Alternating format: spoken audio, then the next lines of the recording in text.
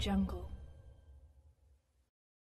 Allez, bonjour à tous et merci de nous retrouver pour ce rendez-vous hebdomadaire. C'est Sport FM et c'est tous les vendredis à pareille heure. Dans le nid des éperviers d'RN2, nous sommes au numéro 43.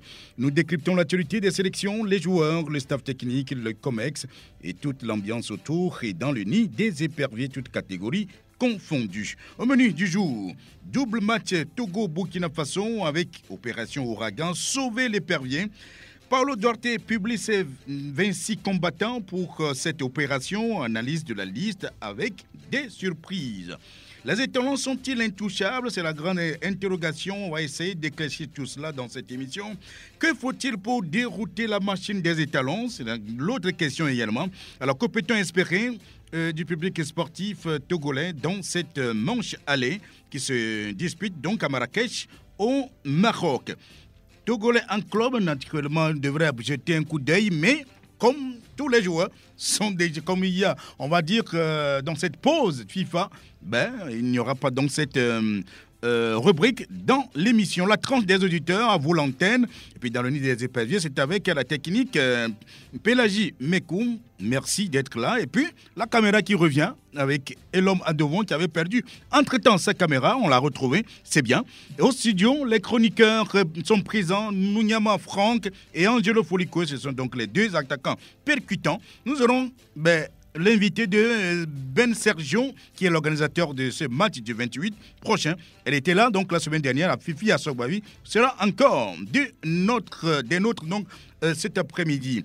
Présentation, je suis Aimé Lebon, le défenseur tout risque, et c'est pour vous servir. Dès l'un-deux, c'est parti. Eh bien, c'est comme ça qu'on se retrouve, bien sûr, dans cette émission de ce rendez-vous hebdomadaire. Franck Nounyama, bonjour, bienvenue. Merci, Aimé, bonjour, bonjour à toutes, bonjour à tous. Salut, Angelo. Oui, Angelo, justement, à qui nous disons bonjour, bien, merci d'être là. Merci, bonjour, Aimé, bonjour à toutes et à tous. Alors, on est là, et les jours avancent, plus que quelques jours, et puis... Eh bien, tout ce qu'on disait il y a 6 mois, il y a 5 mois, il y a 4 mois, il y a 3 mois, c'est arrivé. Pratiquement arrivé. Le double match Togo-Burkina Faso, avec cette opération que nous avons dénommée opération Ouragan, et qui a été donc l'opération Sauver l'épervier du côté de la Fédération togolaise de football. Alors, Paulo Duarte a publié ses 26 combattants pour cette opération. On va...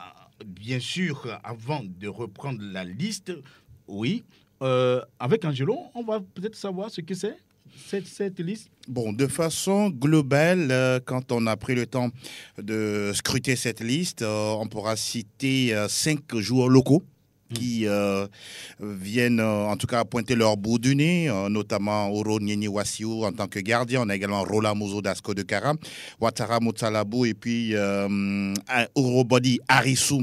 Également, les deux viennent d'Asco de Kara. Et puis, oui, le tout nouveau, on pourra dire pour sa première cape, c'est Evra Agbagnon de la SOTR, qui aujourd'hui fait partie des 26 joueurs appelés par Paulo Duarte. Et puis l'autre particularité également, quand on considère la convocation des joueurs contre le Cap-Vert, le match qui reste officiel, le tout dernier des éperviers, il y a 10 joueurs qui n'étaient pas là lors de cette convocation. Et aujourd'hui, on en trouve au moins 6 ou 5, pour ne pas dire qu'ils ne sont pas là, notamment cette absence-là qui, on pourra dire, crée de la salive et de l'encre.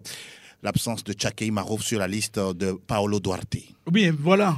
On va écouter lui-même, Paulo Duarte, justement, qui publie donc cette liste. C'était en conférence de presse hier à la Fédération togolaise de football, l'auditorium, justement, de cette fédération. On va l'écouter par rapport à la liste. Barcola, Steve Mensai, Wassiou, Oro, Jen, Akman, Boateng, Agbozo, Loïc Bessile, Roland Amouzou, Steve Folinador, Alex Romao, Akate, Karim Derman, Roger Alaou, Samson Dignoro, Samuel Asamoah, Abou Ouattara, David Enen, Oro Bodi, Ilias Bebou, Ismaël Agoro, Kevin Denke, Kodjo Laba, Marcel Evra, Richard Nen et Thibault Kidji. Ça, c'est les 26 joueurs qui sont pour cette double confrontation. On a toujours la possibilité du 12e match à domicile de changer un ou autre joueur en fonction de la nécessité de l'équipe ou non. Voilà, donc Paulo Duarte, Franck Nyama, vous l'avez écouté justement, qui présente sa liste, les 26 combattants, comme on va les appeler, par rapport à cette double confrontation. Mais vos premières observations, en fait? Et les premières observations, c'est de dire tout de suite qu'il donne la chance à quelques joueurs locaux, notamment Robodi Arissou, le joueur d'Asco. Il donne la chance à Roland Amouzou, défenseur d'Asco également. On voit dans cette liste le joueur de la SOTR, Marcel Evra à Bagnon. Et puis l'autre observation, c'est de ne pas avoir Marouf Tchakei. L'autre surprise également, Lilian Brassier a été annoncé, Farid Alizou a été annoncé, mais on ne les a pas vus. Donc, j'estime que ces combattants, c'est les joueurs sur qui ils comptent pour faire la différence, parce que face aux étalons, il va falloir faire la différence, il va falloir prendre des points. Quand il fait venir ces 26 joueurs, c'est qu'il compte sur eux. Naturellement, c'est qu'il compte sur eux. Parce que c'est vrai, la pré-liste, il y avait sur la pré-liste 46 joueurs. On a dû laisser 20 sur le carreau. C'est un peu ça, Angelo. Ne soyons pas surpris également que sur ces 26-là, il y a des joueurs qui ont été appelés, mais qui n'auront même pas la bribe de minutes à disputer. Ça, c'est une réalité. Oui, ben ils sont 26. Hein. Maintenant, le pourquoi il a convoqué 26, et non 25, et non 23, et non 22, même si c'est vrai qu'au niveau de la FIFA, aujourd'hui, on a cette possibilité d'avoir une liste élastique. 26 combattants, on attend de voir si vraiment ce seront des combattants. Ça aussi, c'est une autre paire de manches quand on considère un peu le fait que au niveau de ces 26 joueurs, 5 locaux, la question que je me pose, c'est sûr qu'on n'aura pas les 5 qui vont disputer le match aller contre le Burkina Faso ni le match retour. Peut-être un ou deux. Quand vous considérez par exemple la venue d'Ismaël Ouroua-Goro, va-t-il jouer en tant que titulaire ou soit va-t-il rentrer en jeu? De toutes les manières, lui seul, en tout cas en tant que, je peux dire, capitaine au bord de ce navire-là, épervier, il connaît les joueurs qu'il va quand même solliciter pour ce match-là. Maintenant, la question que je me pose, tous ces joueurs que l'on vient de citer, il y en a quand même parmi eux qui malheureusement, ma foi, ne donnent plus depuis 2 ou 3 matchs, mais bon, qui sont en train de revenir. Je me pose la question, pourquoi on les convoque encore? Fifi Sobavi, bonjour. Bonjour Aimé, bonjour le plateau. Je salue les auditrices et les auditeurs qui nous suivent en ce moment. Merci d'être en retard. Ah oui? Toutes mes excuses. Alors, on y est par rapport donc à on parle donc de 26 combattants. Ben, c'est lui qui, Franck, a décidé de choisir ces 26 combattants et c'est sur cela qu'il compte pour gagner justement ces batailles. Oui, nous sommes à une semaine exactement de la manche aller et là-bas à Marrakech, au Maroc. Donc, il n'y a plus de divagation à faire, il n'y a plus de dispersion à faire. Il va falloir se concentrer. Voilà pourquoi on dit d'entrée de jeu que quand aujourd'hui il fait confiance à ces 26 joueurs, c'est parce qu'il trouve en eux des joueurs capables de mouiller le maillot, des joueurs capables d'aller poser des problèmes aux étalons, des joueurs capables de lui donner des points dont il a besoin pour espérer continuer ses qualifications. Parce que sur les 6, le Togo devrait au minimum avoir 4 pour espérer aller à la prochaine CAN. Donc aujourd'hui, il n'y a pas l'ossature qui est là depuis un moment. On peut encore la retrouver quand on prend Dieng, quand on prend Boateng, quand on prend Romao, quand on prend Kevin Denke, quand on prend David Enen, quand on prend d'autres joueurs comme là-bas. Donc l'ossature, on va dire, le squelette de cette équipe. Le squelette est toujours là.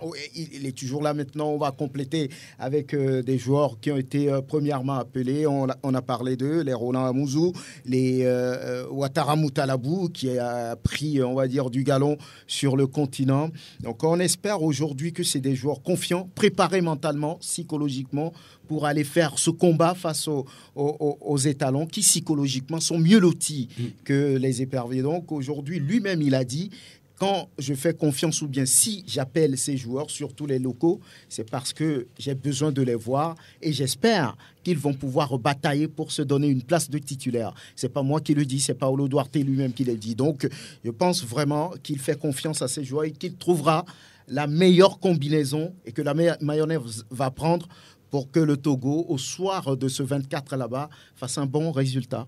Oui, Fifi, avant de nous parler de l'organisation avec Ben Sergio, organisation justement qui prend, qui s'investit pour le match retour ici à Lomé. Alors, on parle de 26 combattants, mais on a plutôt besoin, si vous voulez, plus de 26 commandos, ou plutôt de commandos. Bon, on l'appelle comme on veut, un combattant, commando. Le plus important, c'est que ces 26-là, au soir du 24 et au soir du 26, 28 puissent nous donner de la joie, puissent se remettre dans la marche vers une qualification. Parce que nous savons, si les Togolais ratent ces 2 matchs-là, on pourra déjà, dès le soir du 28, dire au revoir à la CAN, à la Coupe d'Afrique. Au revoir ou adieu? Adieu plutôt à la CAN, et en espérant peut-être pour 2025, pourquoi pas. Voilà, donc c'est très très important. Je le disais ici la dernière fois lors de mon passage, que quand nous prenons les 2 équipes, si nous voulons voir aujourd'hui l'expérience, un peu le passé de ces 2 équipes-là, le passé, c'est-à-dire les 5 dernières années, si nous voulons voir la valeur intrinsèque de chaque joueur, le Burkina est largement en avance sur le Togo. Ça, si nous voulons nous en tenir aux expériences des 2 équipes sur ces 5 dernières années. Mais maintenant, au-delà de ça, il n'y a pas que ça. Si les 26-là, comme vous êtes en train de le dire, comprennent réellement ce qu'ils sont venus chercher, ce qu'ils veulent également, s'ils sont prêts à mouiller le maillot, s'ils sont prêts à dépendre de la patrie avec beaucoup d'abnégation, de détermination, de volonté, d'envie, moi je crois que nous pouvons faire quelque chose lors de ces 2 rencontres-là. Et c'est sur ces valeurs-là que nous devons nous appesantir, c'est-à-dire notre force à nous. Et ces joueurs, ces 26-là, ont des qualités, c'est pourquoi ils sont là. Et ce sont des joueurs, même s'ils ne jouent pas dans les grands clubs d'Europe, ils jouent dans des clubs, la majorité est titulaire aujourd'hui en club.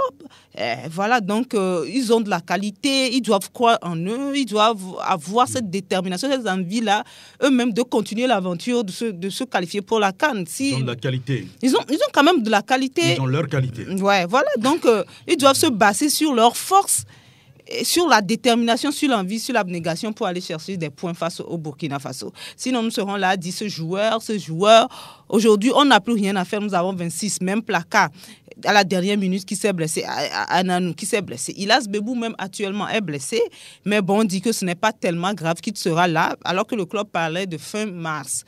Bon, le 28, c'est fin mars quand même. Donc, pour tous ceux-là, ceux qui seront là, tous ceux qui seront sur le terrain doivent comprendre une chose, il faut aller chercher ces Burkinabés-là, il faut avoir de l'envie, de l'abnégation, de la détermination pour aller chercher ces Burkinabés. Angelo, de nouvelles têtes sont apparues donc dans cette liste. Et alors, qu'ont-ils de mieux que ceux qui sont laissés sur le carreau?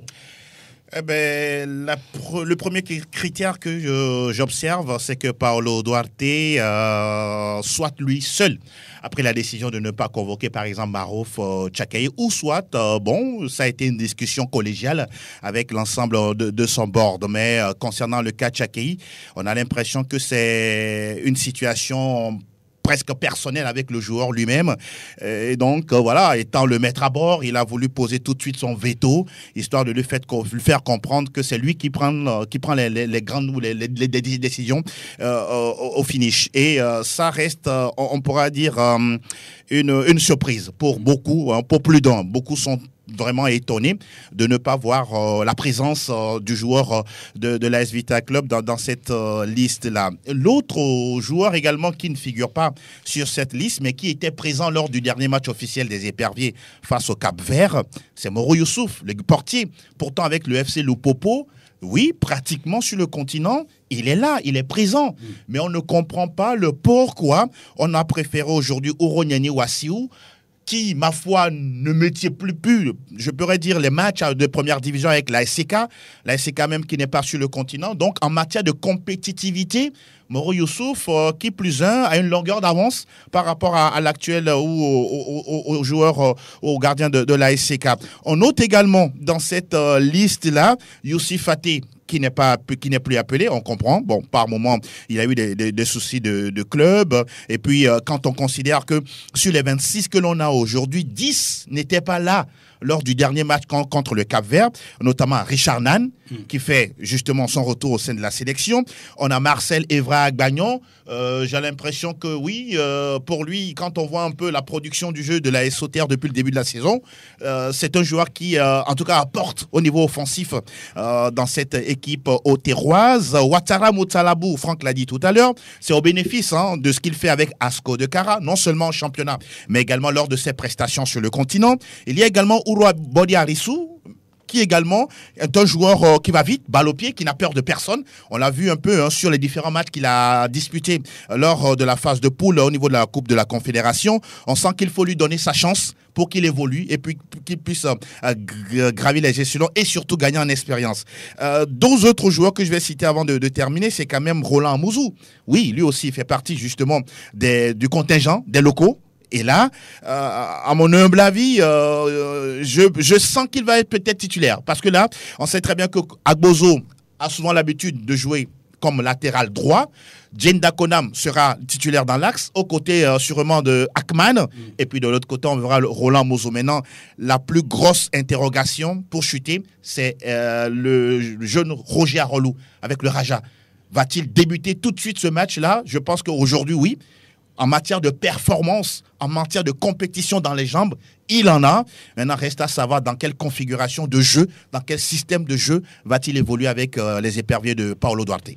Oui, là, on en parle, Franck, avec donc, cette histoire. Les gros absents, il en citait certains. Vous en avez d'autres?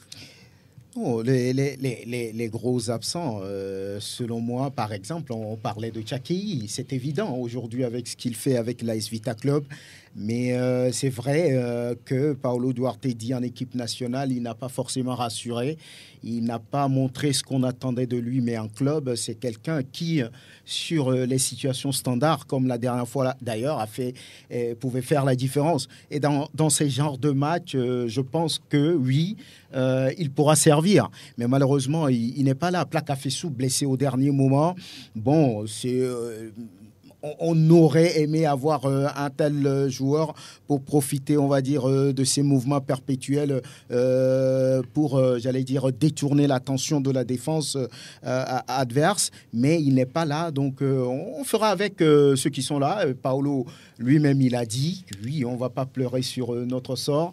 Les joueurs qui sont là vont pouvoir mouiller le maillot. C'est lui qui l'a dit.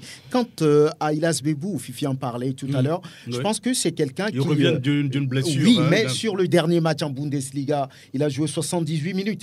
Il a été remplacé, c'est vrai, mais il a joué 78 minutes comme titulaire sur le dernier match contre Fribourg, même s'ils ont été battus. Donc, je pense que s'il est là, c'est pour apporter un plus à cette équipe nationale. C'est dans cette rencontre qu'il est sorti. En fait, il est sorti sur blessure. Sur blessure. Je crois que 78. Oui, mais selon le staff, il paraît c'est que pas c'est quelque une chose petite de grave. blessure. Voilà, donc on verra bien. Tout le monde croise les doigts. En sport et surtout en football, quand on me dit c'est une petite blessure, on sait à peu près ce que c'est. Donc, bon, alors on prend avec. Mais Fifi, vous en avez d'autres? Il y a par exemple Amatutui, il y a, je ne sais pas... Oui, Amatutui, oui. Est-ce que c'est... Youssouf Até Youssouf Até ne joue pas beaucoup. Il joue plus beaucoup, vous l'avez dit l'autre fois. Il ne joue pas beaucoup mais en club. Amevor Maouna, par exemple? Amevor Maouna, moi, je ne sais pas pourquoi on ne le rappelle plus. C'est un garçon qui joue... Apparemment, il n'est pas dans les plans de Paulo. Hein. Ouais. Il n'était déjà pas dans les plans de Claude Leroy. Parce qu'en deuxième division aux Pays-Bas, il est titulaire, son club a titillé même la montée la saison dernière. Oui. Cette saison, il joue tous les matchs, mais je pense qu'il faut lui donner également sa chance, puisqu'on appelle déjà des joueurs, quand on voit les championnats, je crois que lui aussi, on peut lui donner sa chance. Quand on prend des joueurs des championnats exotiques, on peut lui donner sa chance. Et on l'a vu. C'est vrai que lors du dernier regroupement, quand Jane était absent, il y avait encore, je crois que Bozo aussi était absent, il a été appelé, mais à la dernière minute, lui aussi, il s'était blessé. Bon, c'est ce qu'il a dit. Plusieurs pensent que c'est parce qu'il n'avait pas voulu venir, parce qu'il y a une sortie du sélectionneur avant cette notre rencontre avant ce regroupement-là, où il disait que c'est parce que les autres étaient blessés. Moi, je me suis dit, il n'avait pas besoin de dire, il appelle parce que les autres étaient blessés. Il y a un problème de communication. Il y a véritablement un problème de communication avec le coach. Il faut avoir le courage de le dire. Ces sorties médiatiques ou bien sa manière de parler doit être corrigée. On doit l'appeler par rapport à cela et le corriger. Tu peux ne pas appeler un joueur, mais il faut savoir aussi parler du joueur. Donc, sur ce cas, je me suis dit, est-ce que ce joueur-là ne s'est pas senti un peu frustré parce que vous ne l'appelez plus, ça fait un moment, vous ne l'appelez plus, il a envie de venir. Maintenant, le jour où vous l'appelez, vous dites parce que les autres étaient blessés. On pouvait tout simplement dire, donc, il fait une belle saison, il peut venir, on va voir. Lui aussi, il s'est annoncé blessé. Il s'est annoncé blessé, moi, c'est ce que je crois, parce que tout juste après, il a joué en championnat. Oui. Donc, aujourd'hui, on ne l'a pas appelé, il n'est pas là. Donc, on va faire avec ceux qui sont là. Pour revenir sur le cas de Tchakei, moi, je l'ai dit ici, Tchakei en équipe nationale ne me convainc pas. Il faut que Tchakei élève son niveau en équipe nationale. Il faut qu'il arrive à te convaincre. C'est mon point de vue, pas moi. Peut-être que même moi, personnellement, si on me demande mon point de vue sur tous les matchs au cours desquels il a été titulaire, il n'a pas été convaincant. Mais il n'a pas quand même disputé aussi 10 matchs avec la sélection. Oui, mais non, c'est une sélection nationale. Quand tu as l'occasion d'être titulaire ou bien d'avoir quelques minutes de jeu, il faut prouver sur le terrain. Maintenant, il ne l'a pas fait. On a l'impression, chaque fois que je vois son match avec l'équipe nationale, c'est un peu comme en club aussi. On a l'impression que là, le coach, pour moi, quand même, un peu raison. On a l'impression qu'il cherche les coups francs. Même en équipe nationale, chaque fois qu'il essaie de tomber pour qu'on siffle un coup franc, en sa faveur. C'est souvent ce qui n'arrive en équipe nationale. Maintenant, pour qu'il s'exprime. Voilà, pour qu'il s'exprime, parce qu'il sait qu'il est très bon sur le coup de pied arrêté. Les balles arrêtées. Oui, c'est pas comme s'il a été très flamboyant en équipe nationale, il faut le dire. Maintenant, moi, ce qui me dérange, ce sont les propos du coach. On n'a pas besoin d'avoir tout ça. J'ai été choqué par son match et tout. Et puis de deux, Tchakei, même si en équipe nationale, il n'a pas été très convaincant jusque-là, il faut reconnaître quand même qu'il marque les coups francs en club. Il en a marqué la dernière fois en Coupe CAF, il en a encore marqué. Maintenant, si vous donnez des raisons pour ne pas le prendre, parce que peut-être il n'est pas très convaincant, parce qu'il n'a pas beaucoup joué aussi en championnat cette année, et au même moment, vous prenez des joueurs aussi qui n'ont pas beaucoup joué en championnat, qui sont là. Il faut comprendre que les gens soient un peu frustrés aussi par rapport à ça. Moi, c'est ce qui me dérange un peu. Et aujourd'hui, entre Tchakei et Nyama Kapité, moi, je n'ai pas peur d'appeler le nom des joueurs parce que ça ne me dérange pas. Vous êtes journaliste, voyons. Oui, Nyama Kapité, dites-moi, pourquoi je me pose pourquoi il est sur chaque liste.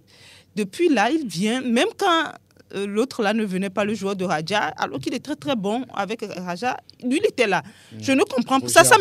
Roger Rolou, même quand Roger Rolou, tout le monde voyait que Roger Rolou avait sa place en équipe nationale, il ne venait pas, mais Nyama Kapité en Irak, qui joue en Irak, on ne voit pas beaucoup. Lui, il est chaque fois là. Moi, je ne sais pas. Ça me dérange un peu par rapport à Tchakei Marouf. La complaisance, quoi. Voilà. Il y a une complaisance. Il y a une complaisance qui ne dit pas son nom. C'est vrai, aujourd'hui, on clame tout haut à qui veut l'entendre qu'on est dans cette formule de la reconstruction. Mais je pense que quand on parle reconstruction, le premier critère qui fait surface, c'est la jeunesse. C'est-à-dire, c'est des jeunes joueurs qui n'ont pas forcément aujourd'hui l'expérience, quitte à jouer des matchs, à être battus, je ne sais pas par quel nombre de buts, mais vous savez que sur 2 ans, sur 3 ans, à force quand même de trébucher, vous finirez par monter, en tout cas ne serait-ce que la passerelle, et petit à petit, la fondation sera solide et vous pouvez quand même cheminer assez longtemps. Mais aujourd'hui, l'impression que l'on donne quand on revoit encore cette liste-là, je le disais tout à l'heure, sur le dernier match face au Cap-Vert, il y a 10 qui n'étaient pas là, les 16 étaient présents. Où est la différence? Posons les bonnes questions. À part peut-être le fait d'avoir 5 locaux, à part ça, il n'y a pas autre chose. Mais non, la question que je me pose encore, la performance attendue face au Burkina Faso, au match aller et au match retour, c'est en cela on verra que les choix qu'il a faits, en tout cas, seront judicieux ou pas. En tout cas, parle de... Je voulais parler très rapidement. Ismaël aussi.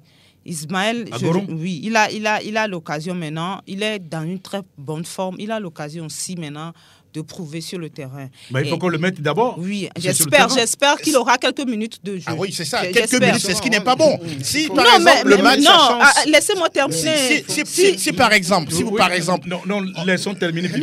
Non, mais c'est le coach qui fait son équipe. C'est pas parce que Agoro Ismaël il marque en Éthiopie.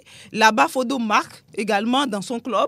Et le jeune de Belgique Kevin Deke aussi marque dans son club. Mais tout le monde marque. Maintenant, à l'entraînement, tout le monde marque. Maintenant, à l'entraînement, le coach verra la production de chacun d'eux à l'entraînement. Et je crois qu'aucun coach ne va volontairement se pénaliser. Il ne va pas, c'est ce qu'il va voir à l'entraînement. C'est sur ça qu'il va se baser maintenant pour choisir ses titulaires et ses remplaçants. Maintenant, moi, je dis, j'espère qu'il aura des minutes. Soit ce sera 90 minutes, soit ce sera peut-être 20 ou 15 minutes. Maintenant, c'est à lui de concrétiser ces minutes-là pour en faire une force. De se mettre en valeur par rapport à tout cela. En valeur. C'est bien. ce que je voudrais ajouter. Oui, mais Paulo Duarte, lui, il dit qu'il est confiant par rapport à son choix. D'ailleurs, il n'a pas, comment on dit, il ne pouvait pas dire autre chose que ça. On va l'écouter par rapport à cette confiance qu'il a pour, disons, la liste qu'il a publiée, les joueurs qu'il a choisis. Confiant. Pour la qualification. Bien sûr. Y a-t-il quelque chose à envoyer à l'endroit du public qui attend forcément beaucoup de vous? Le public, c'est toujours désolé avec cette début de qualification. Dans notre meilleure période, on a donné la première image, mais le football, c'est comme ça. C'est pour ça que le football, c'est joli. On ne sait pas jamais qui va gagner, comment on va gagner, mais toujours demander d'être avec nous, de donner la confiance aux joueurs que moi aussi, je dois donner. Donc, aujourd'hui, il sent la responsabilité et la nécessité de gagner chez nous. Ils sont la responsabilité et la nécessité de faire des points. Pour la Coupe du Monde, on a fait 9 points. On a mal débuté et on a bien terminé. Et cette qualification, on a mal débuté et on espère bien terminer aussi. Donc, c'est de demander d'être toujours avec l'équipe. Sincèrement, ça, il faut que le joueur sent que c'est pas à cause d'une défaite ou à cause d'une mauvaise semaine qu'on a joué 2 fois que tout le travail que les joueurs ont fait derrière va mettre en cause. Voilà, donc ce qu'il dit, il est confiant, mais je voudrais revenir sur un aspect. Franck, alors, 5 joueurs locaux qui ont été sollicités pour étoffer l'effectif, c'est une évidence. Alors, étoffé, non. Vous étoffez comment? Il mérite d'être là. mais vous voulez quoi? Oui, ils ont été Tout à l'heure, convoqués. Ils sont dans l'équipe. Roland jouait pour être titulaire. Oui, ils sont dans les 26 convoqués. Disons ça, c'est tout. Mais dit comme ça, c'est comme si c'est pour compléter le... Non, ils sont dans les 26. S'ils sont là, c'est parce qu'ils le méritent. Bien, d'accord. Bon, alors, est-ce une bonne chose pour le championnat local qui va créer peut-être plus de concurrence? Naturellement, vous savez que depuis quelques années, le championnat togolais s'enchaîne. D'ailleurs, ça s'est vérifié avec la qualification pour le CHAN. Entre-temps, où on a vu le Togo essayer de faire une très belle performance, malheureusement, a buté sur le Rwanda. Et c'est là où on a pu propulser quelque part les Nandi Richard, les Ouro Agoro Ismaël, les Tchakei Marouf et tous les autres. Donc aujourd'hui, ici, on voit... Urobodi Arissou, si on voit Ouattara Moutalabou, si on voit Roland Amouzou, si on voit Marcel Evra Agbagnon, ben, c'est une bonne chose. Ça veut dire que quelque part, au-delà de tout ce qu'on peut reprocher à ce championnat, il y a des talents à qui on peut donner de la chance. Donc voilà, et ces joueurs, s'ils sont là, je suis sûr que ce n'est pas par complaisance, parce que Paulo Duarte, s'il fait avec la complaisance sur ce double affrontement, je pense qu'il aura des comptes à rendre. Donc j'estime qu'ils sont bons, et on les a vus plusieurs fois en championnat, et ils ont montré de belles choses. Ça, c'est un club maintenant en équipe nationale. Il va falloir qu'ils s'intègrent très rapidement et véritablement mériter cette confiance. Angelo, un mot là-dessus? Au-delà de l'intégration dont parle Franck, si on veut s'inscrire dans la durée, il faut donner plus de place aux joueurs locaux.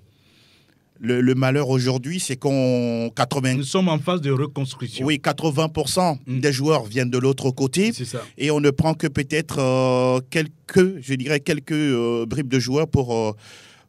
ça me fait mal. Maintenant... C'est pour ça que je parlais d'étoffer. Oui, justement. Donc, je pense au même moment, c'est un message aussi, à mon humble avis, ça dépend de comment on perçoit la fédération, en tout cas ce message-là, de travailler beaucoup plus avec notre championnat local, histoire de produire beaucoup plus de jeunes joueurs et surtout les intéresser à la sélection. Je pense que quand on considère les sélections qui ont progressé sur le continent, mais le noyau, c'est ce qui se passe localement. C'est d'abord le championnat. Petit à petit, on fait progresser les joueurs au niveau de la sélection. Et puis, bon, ceux qui sont à l'extérieur, qui font des prouesses extraordinaires, on les intègre justement à la sélection. On se rappelle très bien des années 90, début 2000. Oui, l'ossature des éperviers, c'était quoi? C'était beaucoup plus de locaux. étoffé avec des joueurs, en guillemets, internationaux. Étoffé. Et voilà, justement, j'emploie votre mot, étoffé. Et ça faisait des résultats. Oui. Mais alors... Oui, mais en même temps, il faut voir Fifi, aussi le en niveau. deux mots. Oui. Il faut voir aussi le niveau de nos championnats. C'est parce qu'on a déploré pendant longtemps le niveau et qu'on a donné la chance à certains locaux et qu'on ne retrouve pas véritablement ce niveau-là en équipe nationale. Mais aujourd'hui, on a la chance d'avoir ces joueurs parce qu'ils ont eu l'occasion de se qualifier. De s'exprimer sur le continent. Sur le continent, et on a vu... En coupe continentale. Quand ils étaient contre des clubs qui sont plus lotis, qu'ils ont élevé aussi leur niveau. Et certains sont sortis du lot. Si, je me demande si Asco n'était pas en coupe CAF, est-ce que réellement ces joueurs-là on aurait pu rapidement déceler ces joueurs-là pour les amener en équipe nationale. C'est le lieu d'appeler nos dirigeants à vouloir à vraiment revoir le travail qu'il faut faire sur le plan local pour que nous puissions véritablement avoir un championnat qui a un niveau, qui arrive à un niveau quand même de ce que nous voyons peut-être en Côte d'Ivoire ou bien au Sénégal. Au Sénégal, voilà, aujourd'hui, pour pouvoir avoir plusieurs joueurs. Sinon, c'est bon. Ce qui doit être fait, c'est ce que Angelo vient de dire, c'est de pouvoir avoir un noyau sur le plan local et maintenant que les autres viennent se greffer à ce noyau-là pour former une équipe nationale. Aujourd'hui, nous sommes obligés d'aller chercher des binationaux un peu partout.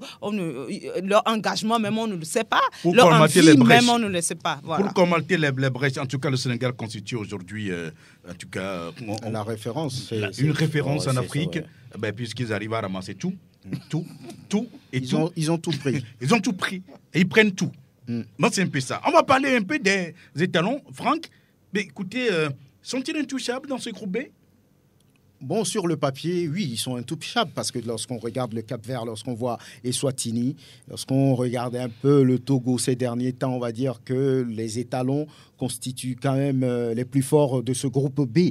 Maintenant, lorsqu'on parle de football, on sait que, comme on le dit toujours, 1+1 ne font pas toujours 2. C'est ce que espère d'ailleurs le Togo sur le double affrontement qui arrive. Et oui, on a vu à la dernière CAN que le Burkina a essayé de faire une belle prestation lors de la 3e place. Ils dominaient comme ils pouvaient le Cameroun et après, derrière, ils ont craqué. Et ils ont perdu la 3e place. Ce qui veut dire qu'ils ont également des failles qu'on pouvait exploiter. Il appartient aux joueurs togolais d'être forts mentalement, d'être forts physiquement parce que sur ce match-là, lorsqu'on veut parler de la qualité, forcément le Burkina est devant. Maintenant, les Togolais, s'ils sont déterminés, s'ils veulent mouiller le maillot, tout peut se passer parce qu'il faut être tranquille dans ce match, ne pas se mettre trop de pression aussi et aller sur ce match avec beaucoup de confiance et de détermination. Oui, que faut-il faire, que faut-il aujourd'hui pour dérouter cette machine des étalons? Mais si on considère nos forces... oui, nous en avons une.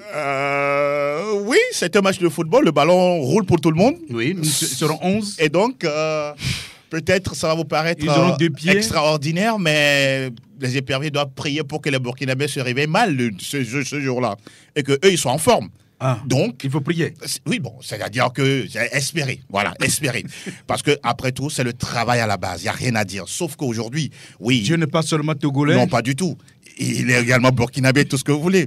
Il y a cette possibilité avec tous ces joueurs que l'on connaît, les Dayo, les Kabouré, les Dango Ouattara et tous, Hervé Kofi, etc. Oui, ils Kofi, peuvent attention. mal se réveiller. Même si c'est vrai, ils savent que le Togo n'est pas un client aussi facile à croquer. Oui, ça, ils le savent aussi. Ils peuvent se louper. Ils sont conscients aussi. Oui, ils sont conscients sur des coups de pied arrêtés, des phases plus ou moins standards. Ils peuvent également se louper. C'est à ce niveau-là, on pourra dire qu'on ne doit pas du tout rater les occasions qui vont se présenter. Ils ont forcément peur du Togo aussi. Oui, l'autre performance que le Togo doit faire, c'est d'arriver à bien jouer la seconde période. Ça aussi, c'est quelque chose, même sous Claude Leroy, on l'a vu pendant plusieurs matchs. Et avec Paulo Duarte, ça se répète. Il faut que la seconde partie, le Togo puisse répondre au tac, même si athlétiquement, les Burkinabés ont une longueur d'avance que nous, mais aussi là, je pense que tout ça doit être travaillé en amont pour que dans ce match-là, le Togo puisse répondre de la première minute à la dernière seconde. Oui, Fifi, un mot là-dessus? Oui, je vais peut-être me répéter, mais je dis, dans cette rencontre-là, pour que le Togo passe, il faut beaucoup de détermination, beaucoup d'envie, beaucoup de volonté surtout, et avoir le moral très haut, parce qu'il ne faut pas regarder trop derrière. Il faut se rappeler que nous avons été battus par le Cap-Vert. Ensuite, nous avons pratiquement tenu en échec par les Swatini. Un encombrant match nul. Si ça revient toujours dans les têtes là, on se dit c'est le plus fort du groupe. Si nous n'avons pas pu tenir face à ces deux-là, est-ce qu'on va pouvoir tenir? Non, il faut oublier ces deux matchs-là et avoir, je le répète, les joueurs doivent savoir qui joue pour une patrie, une nation, et mouiller le maillot. C'est ce qu'on ne voit plus avec les éperviers. Ce que nous avons vu un peu en 2004, 2005, même en 2013, nous avons vu à la CAN face à l'Algérie, face à la Tunisie, on ne vendait pas très cher. Voilà, face à la Côte d'Ivoire. Même face à ce même Burkina Faso. Burkina Faso ne vendait pas très cher la peau du Togo dans cette... difficilement. Oui. Donc, ils doivent se rappeler de ces matchs-là et puis aller avec beaucoup d'envie, de détermination. Je crois qu'on peut faire quelque chose. Oui, le Togo pouvait aller en finale, sauf que on avait oublié, justement. Bon, on ne reviendra pas là-dessus. On va parler un peu donc du public sportif. Et oui, parce que c'est vrai, le Togo va jouer sa première manche à Marrakech, bien sûr. Mais il faut qu'il y ait une communion d'esprit, comme on l'avait dit donc l'autre fois. Foué Sousa, il est donc du groupe Mama Togo et il y va également de sa proposition. On va l'écouter. De notre côté, nous allons essayer de mettre le paquet, c'est-à-dire nous allons nous tourner vers celui qui a le dernier mot, c'est-à-dire le Créateur, la providence divine. Nous allons également supplier. C'est vrai que Dieu est pour tout le monde, mais la façon dont on appelle ce Dieu, la façon dont on a cette foi, je crois que ça agit sur les choses. Donc nous, en tant que supporters, nous lançons un appel à tout le public togolais d'être de cœur avec nous dans la prière. Chaque fois, nous remarquons qu'au terrain, des gens sont des spectateurs et non des supporters. Si le public se met dans la peau de supporters, ça peut changer les choses. Nous avons l'habitude de le dire, mais la ligne ne bouge pas parce qu'il y a une grande majorité de ce public qui est spectateur et non supporter. C'est un message que vous leur C'est envoyez. un message que j'envoie. Que chacun doit chanter de la première seconde à la dernière. C'est ça, parce qu'on doit être supporter et non spectateur. Et je crois que ce n'est pour rien, on dit que le 12e homme est déterminant dans un match. En tout cas, voilà ce que dit Foué Sousa. Je crois qu'il a parfaitement raison, justement, reçu par Franck dans une de nos émissions en violon. Le message est clair. Non, sans commentaire. Le message est très clair. Très, très clair, comme de l'eau de roche. Maintenant, le défi reste toujours le même. Le supporter ou les supporters togolais, lorsque le match démarre, en laissant tout de suite enthousiaste, la terre de nos aïeux qui résonne. Mais puis, 15, 20 minutes après, ça s'étiole. On devient beaucoup plus spectateur. On est plus concentré par le match que le fait d'entretenir cette flamme-là qui doit pousser la sélection. Mais bon, j'espère que simplement... C'est une éducation. Hein. Oui, c'est une éducation. Mais aussi, je pense qu'il est temps de changer nos mentalités. On sait très bien que lorsque le match va se dérouler du côté de Marrakech, ça c'est une certitude, il y aura la diaspora qui sera là, mais elle ne serait pas aussi importante que lors du match du 28 ici à Lomé. C'est en cela, on ne cessera jamais de le répéter, le 28, nous espérons en tout cas que le stade soit plein et que la différence se fasse justement au niveau du 12e homme, histoire d'effrayer les étalons. Je l'ai dit la dernière fois, l'image, elle est là. Ce sont les éperviers face aux étalons. Les étalons marchent par rapport au sol, les éperviers sont dans les airs. Donc, normalement, le match retour, le Togo doit planer au-dessus du Burkina Faso. Normalement. Bon, il faut bien une norme en cela. Fifi Assobavi, avec Ben Sergio, bien sûr, c'est vous qui organisez donc ce match du 28 mars prochain. Où en sommes-nous avec ces préparatifs? Oui, nous sommes toujours, puisque le match aller doit se jouer avant le match retour et que pour commencer la vente des tickets, il faut penser à beaucoup de sécurité aussi et de ces tickets-là. Donc, pour le moment, nous sommes toujours dans la mobilisation en attendant qu'on donne la date exacte du début de la vente des tickets pour permettre à tous les Togolais de pouvoir prendre ces tickets-là et venir supporter les éperviers, comme vient de le dire mon cher confrère Angelo. Et donc, ces tickets-là seront des bracelets qui seront très sécurisés et qui permettent, pour avoir plus de sécurité par rapport autour de cette rencontre-là. C'est ce que j'annonce aujourd'hui. Mais avant, pour la date, on attend encore un peu pour avoir la date exacte et les lieux de vente de ces tickets. Je pourrais rappeler rapidement le prix des tickets, c'est les gradins à 1 000 francs, la tribune couverte à 2 000 francs et puis la tribune officielle à 10 000 francs et la loge VIP à 20 000 francs. Et déjà, avec 1 000 francs, on peut venir supporter les éperviers le 28. Je crois que c'est un sacrifice à faire. L'organisateur même, ou bien l'organisation même, a déjà fait un sacrifice. On se rappelle, certains matchs des éperviers, le gradin était à 2 000 francs, avec tribune couverte à 3 000 et autres. Et ça, on l'avait déploré à cette époque-là. Maintenant, je pense qu'avec 1 000 francs, on n'a plus de raison de rester à la maison pour ne pas venir supporter les éperviers. 2 000 francs, ne pas venir supporter les éperviers. Il est important que chaque Togolais, nous croyons qu'au moins à Marrakech, le pire sera un point. On va prendre au moins un point. Pourquoi pas les 3 points, c'est possible. Et après, venir conclure tout cela à la maison pour que tout le monde soit là pour supporter jusqu'à la fin de cette rencontre-là. Mais c'est vrai que nous sommes plus de 7 millions d'âmes, monsieur, au Togo, et que les 7 millions n'auront pas accès donc, à ce stade de 30 000 places assises. Bon, ben écoutez, mais il faut que ça soit plein comme un œuf. Oui, on se rappelle un peu, je me rappelle des années 2005, 2008, au moment où à midi déjà le stade était plein. Même on a encore vu ça en 2013, en 2012, lors des éliminatoires de la CAN 2013. C'est encore possible. Je crois que tout le monde doit penser à cela. Venir supporter les éperviers, venir prendre les 3 points, parce qu'ils n'ont que nous pour les supporter. Si nous nous chamaillons avant la rencontre, c'est tout à fait normal sur le choix des joueurs. Celui-ci doit être là, celui-ci ne doit pas être là. Parce que tout le monde, au fond, veut la victoire des éperviers. Et si je dis, on n'a pas sélectionné celui-ci, parce que je pense que lui aussi est capable de faire ça. Il n'est pas là.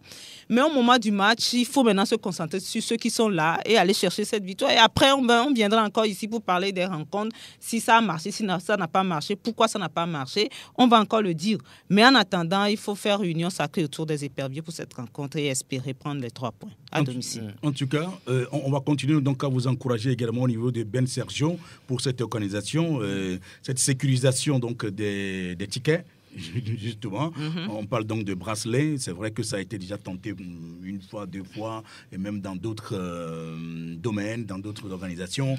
Mais bon, on espère que ça va vraiment marcher, mais faire en sorte que cette mobilisation que nous sommes en train de faire depuis quelque temps, eh bien, que ça prenne réellement et que eh bien, tous les supporters togolais, tous les Togolais puissent, pour ceux qui peuvent aller donc au stade et qu'ils y aillent, et que ceux qui ne peuvent pas y aller, en tout cas, soit en communion, justement. Avec, devant la radio, peut-être à la télé, mais en communion. Également, tout. Mais déjà, avec la manche aller, justement, à Marrakech, où Sport FM se propose, qui s'active justement pour se retrouver, pour faire le direct, justement. Ça, c'est une bonne nouvelle. Oui, sur nos antennes, vendredi prochain, dans une semaine, justement. Dans une semaine, exactement. Oui, donc on va croiser les doigts et faire en sorte que, disons, avec ce sacrifice de la fédération et de Sport FM, qu'on puisse vraiment faire ce match, parce que ça fait longtemps que les radios n'arrivent plus à émettre, ou plutôt à diffuser les matchs des éperviers, encore que les médias publics n'y arrivent plus. Et il faudrait quand même que les privés essayent donc de faire quelque chose. C'est ce que nous sommes en train de faire, n'est-ce pas, Franck? Oui, bien sûr. Sport FM va retransmettre le match dans une semaine depuis Marrakech à partir de 19h. Donc voilà, c'est le lieu de dire encore une fois aux auditeurs, aux auditrices que oui, la radio qui mouille le maillot se bat pour leur donner satisfaction. Et une fois encore, dire tout simplement que ce public a un très, très grand rôle à jouer. C'est eux qui, j'allais dire, vont faire gagner les éperviers sur les 2 matchs. Le fait pour eux d'être en communion, le fait pour eux d'être, on va dire, ensemble, en esprit avec eux, ça peut apporter beaucoup de choses. Ils l'ont fait il y a quelques années. Ils peuvent encore le faire. Et ce mardi 28 à 19h, que le stade de Kégué soit plein et que les Burkinabés aient peur quand ils vont fouler la pelouse du stade de Kégué. Donc, je pense qu'ils ont un très grand rôle à jouer et les éperviers les appellent. ils n'ont qu'à répondre. En tout cas, c'est ça. Les autres radios partenaires, justement, peuvent se brancher sur Sport FM et permettre, justement, à tous ceux qui sont, même à l'intérieur du PJK5KC, de pouvoir suivre cette retransmission. On peut le suivre, d'ailleurs, via le net aussi, le www.sportfmtg. Voilà, rappelez ça. Le www.sportfmtg.com. Voilà, donc au niveau de la diaspora, on peut également suivre cette rencontre, cette explication très attendue. Alors, le dernier point, en tout cas, on va quitter, si vous voulez, les éperviers A et parler 2 mots sur les U23, 2 mots, justement. Mais, Angelo, il y a un tournoi en vue, un peu comme surprise. Oui. Et on annonce, il y a une liste qui est sortie, et un tournoi également donc pour les U23 au Maroc. C'est presque une similitude au niveau de la compo des appelés. Beaucoup plus le contingent de l'autre côté, couplé à quelques-uns ici. On parle d'un tournoi organisé par le Maroc à 4. Le Togo va jouer contre l'Ouzbékistan, contre le Maroc, la Côte d'Ivoire. Bon, histoire d'avoir beaucoup plus peut-être d'expérience. Mais on va souhaiter que ça se passe bien et qu'on puisse entrevoir le meilleur dans les jours à venir. Oui, c'est une fenêtre. Dès que l'équipe nationale a un match, je pense qu'au niveau de la fédération, depuis un moment, on a décidé de donner la chance à toutes les sélections, à toutes les catégories de pouvoir s'exprimer. Les U20 ont été appelés. Au niveau des dames également, il va y avoir un regroupement. Les U23 se regroupent pour essayer d'avoir du temps de jeu et pourquoi pas trouver certains joueurs prêts pour les A. C'est un peu l'objectif, puisque lorsque vous écoutez Afizou, il avait déjà dit l'objectif, c'est de préparer des joueurs pour la sélection Fagnon. Donc, voilà. Il reste toujours l'entraîneur. Oui, c'est lui qui est venu récemment. Donc, c'est toujours lui. Donc, voilà, c'est un peu l'idée lorsqu'on comprend bien ce qui se fait. Bien. Mais il fallait penser également aux locaux, mais on revient quand même au U23. Moi, je pense que c'est une bonne chose d'avoir, parce que dans le passé, on a vu souvent, on a une équipe 23 pour les éliminatoires et après, et c'est fini, ça c'est parti encore pour quelques années. Ça disparaît maintenant. Nous avons beaucoup de jeunes joueurs dans les centres de formation en Europe et en Allemagne, en France, et qui jouent souvent dans les équipes B. Et voilà, ils sont appelés, ils seront. Si nous avons ce gardien aujourd'hui, le 3e gardien appelé Folie, Nador. Folly, oui, c'est Steven Folly. Steven Folly, c'est parce qu'il était déjà au tournoi de Turquie où il a été très bon. Il est aujourd'hui en équipe A. Ouais. Donc, je pense que c'est une très bonne chose. Il faut pouvoir continuer comme ça, avoir ces regroupements pour ces U23 là, et pouvoir sortir des jeunes là-bas pour venir étoffer l'équipe A. C'est une bonne chose. En tout cas, dans ce regroupement, j'ai vu un joueur dans cette liste, je veux dire, qui m'a... Enfin, un petit que je connaissais, c'est qui venait à Lomé. Franck, je ne sais pas si vous vous rappelez, il s'appelle Arar Nyama Martin, et qui joue donc en D2 en Belgique, et qui a aujourd'hui 19-20 ans. Oui, j'ai cru entendre ce nom-là. Il joue à Vernon, donc en Belgique. C'est, comme on le dit, une occasion de voir de quoi ils sont capables. Déjà, Serge Akakpo nous dit, oui, je m'intéresse beaucoup plus à ces U23 parce que c'est eux qui doivent prendre la place. Dans un an, il y a beaucoup qui doivent partir, donc il faut préparer la relève. Je crois que c'est ce qu'ils sont en train de faire. Mais il faut penser également aux joueurs locaux, parce qu'il y a certains sont dedans, ceux qui étaient déjà avec l'équipe lors des qualifications. Mais je crois que il faut avoir aussi un regard. Il y a l'entraîneur de cette équipe U23 pour moi, je ne vois pas sur les terrains des fois. Je ne sais pas si les champions. On verra bien. Merci Fifi Assobavi. Continuez donc avec la préparation avec Ben Sergio, organisation. Angelo, merci d'être là. Je vous en prie. Franck. Ça a été un plaisir. Et bien sûr, et l'homme à devant qui a retrouvé donc sa caméra. Merci tout de même. Et bien sûr, Pélagie Vincoum, merci pour la réalisation technique. Je m'appelle Aimé Lebon. À plus tard.